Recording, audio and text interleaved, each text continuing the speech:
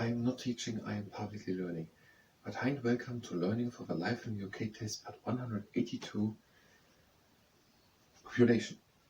Population, that is on page 64, why you're doing morning stretching, and if you participate in the morning stretching, that is at your own risk. So population. First, to the last part, to the languages and dialects. In Scotland, Gaelic is spoken. In some part of the Highlands and Islands, and in Northern Ireland, some people speak Irish Gaelic.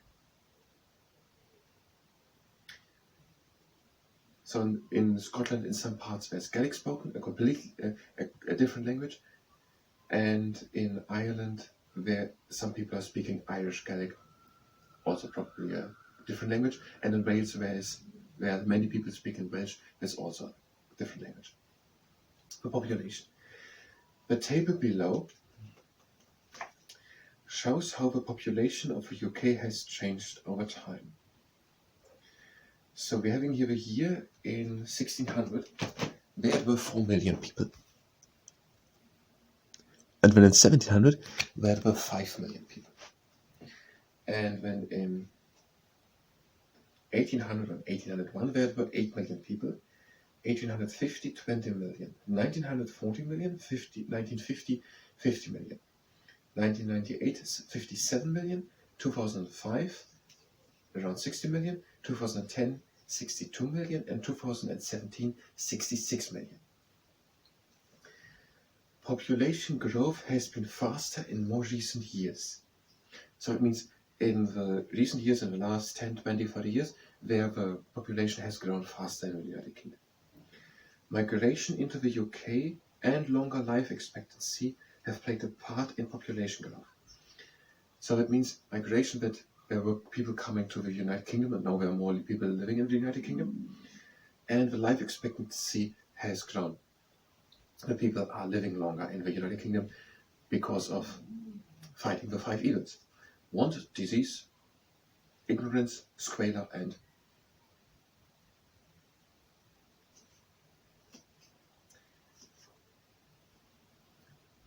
idleness. So want, we don't know what it means, but let's say it means that people are able to buy things, they can buy things. And disease, so we're not dying of diseases so much. Ignorance, they have got more education and they're not driving a bicycle against the wall or something like that. They're using a helmet. And squalor, they are living not in poverty, and that also improves the living because of many reasons. For example, that people can have money to buy the things they need, and also they are less stressed because they can buy the things. The mental health is better, and they can have better accommodations and better transportation methods, and all that improves the risks of disasters or of accidents, or of the whole living situation has improved, and that protects the human body better.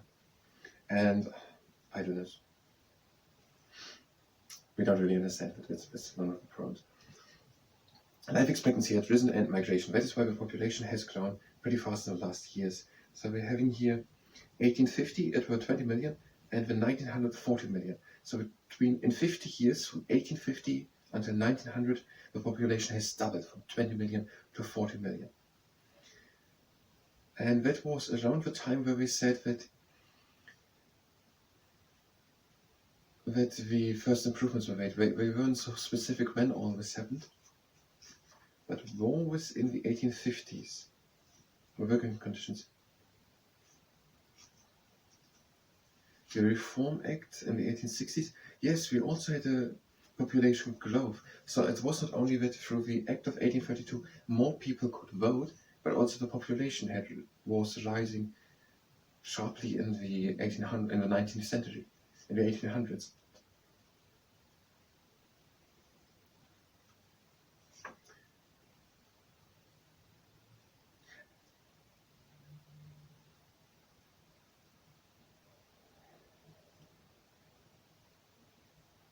In 1801, Ireland became part of the United Kingdom. It went from 8 million to 20 million. And in 1700, I think it was it actually exactly 100 years? I'm going to look for it later on, surely. Where was Scotland, from when on Scotland was part of the United Kingdom.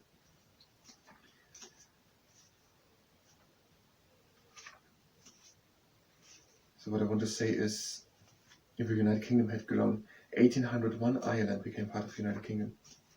The partition was 1921 or something, but we're going to look for it.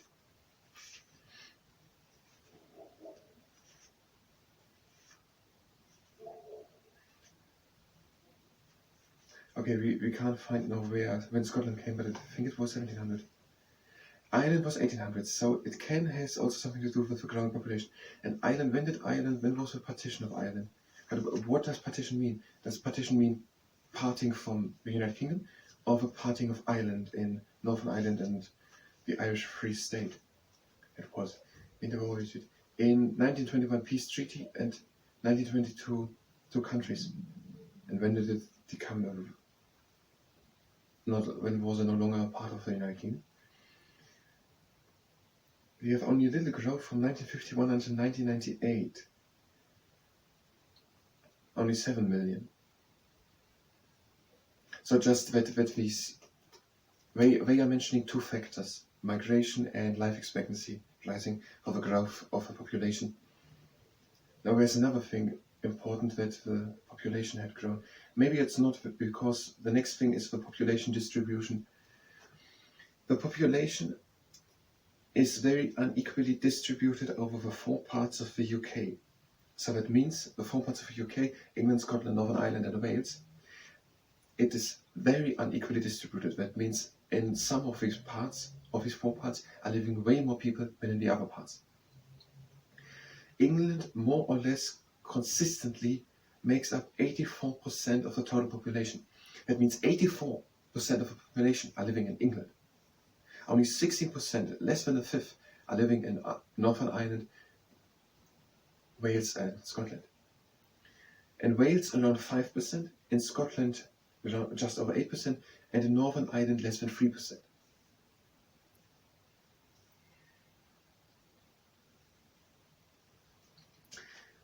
Population distribution across the UK, yes, we're saying again, like the cake diagram. So England 84%, and Scotland 8%, Wales 5%, and Northern Ireland 3%. Do we have something to the population which we can remember? So it was around 5 million until 1800. Then the Industrial Revolution, and it grew in the first part of the Industrial Revolution, the first century, to 40 million, and then in the second part to the 2000s to 60 million. And is now by 66 million. Last year it's now 68 or something. And that was because of migration, life expectancy, we're taking what they're saying here.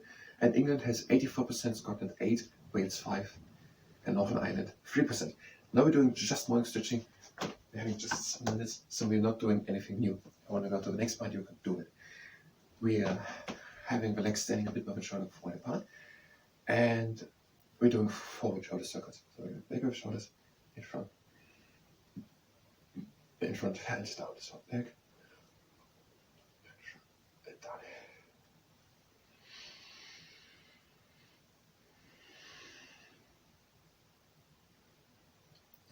And now the other way around, front, up, back, and down. Front, up, back, and down. And last round. Now we are lifting the shoulders up, breathing in, and out, and fold up. And breathing in, and lift shoulders up, and out. And again in, and out. And the last time. And out. And breathe in and lift the arms up. And now reach high and pretend to pluck an apple and to harvest the apples. Just keep on breathing.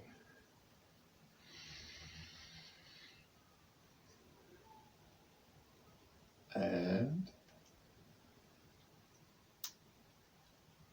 the last two. And now to the next exercise. The legs are standing wide apart. You're breathing in and lifting your arms up to a T. Shift up, you're breathing in. And out, we're shifting just with the upper part of the body to the side. And breathe again in into the middle. And out over to the other side. And again in into the middle. And out over to the other side. Again in into the middle. And out to the other side. Now breathe in into the middle. And out, we're doing the buffalo fighting its hangover. You're breathing in. And out, you bring one shoulder in front. And again in. And out the other shoulder in front. Again in. And out the other shoulder in front. In. And out, shoulder in front. And breathe in. And out, we're hanging down. And breathe slowly in through the nose, deep into the chest. And out through the mouth. And again in. And out. And breathe in. And out we count over to one leg. And breathe in. And out. Again in. And out over to the other leg. And breathe again in. And out. Again in. And out into the middle. Also the next, we're staying down. And breathe again deep in through the nose into the chest. And out. And again in. And out, we're coming slowly up and round back and beginning to drop back with shoulder roll. And the garden pose. The toes are pointed to the outsides. We're having an all-in space between the toes. We're breathing in and lifting the arms up. And we're breathing out, we're coming down. We're placing the elbows against the insides of the knees. And breathe in and straighten the back. And out, we're coming the back up.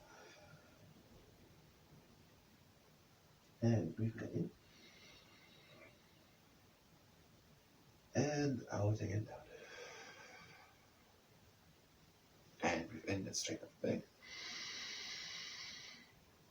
And out again and back up. And in. And out for last 7 garden pose. We're breathing in and straightening up the back. And we're breathing out, we're coming slowly again, one straight line upwards. Now we're seahorse pose. We're having a good standing leg. And we're placing the heel of the mobile leg on top of the knee of the standing leg. Those only if you can do it without injury yourself. Without injury yourself. We're breathing in. And out and we're sinking down. So the last intervention which we had was we had also already the cash dispensing idea, but the Harrier jump set. So no information, just a bit of the UK, no time. Okay, just Harrier jump check. Just Harrier jump check. Okay, and when I'm staying with you, Evan, you have to be a good fellow to be trusted. You have to be a good fellow, like James Goodfellow, to be trusted with your invention of a cash dispensing ATM, which was first used in the swinging 60s at Barclays Bank in 1967 in London. Something like that. I think that's pretty good. Maybe you're going to formulate it a little bit differently, but I think that's pretty good. You have to be you have to be a good fellow, like James Goodfellow, to be trusted with your invention of a cash dispensing ATM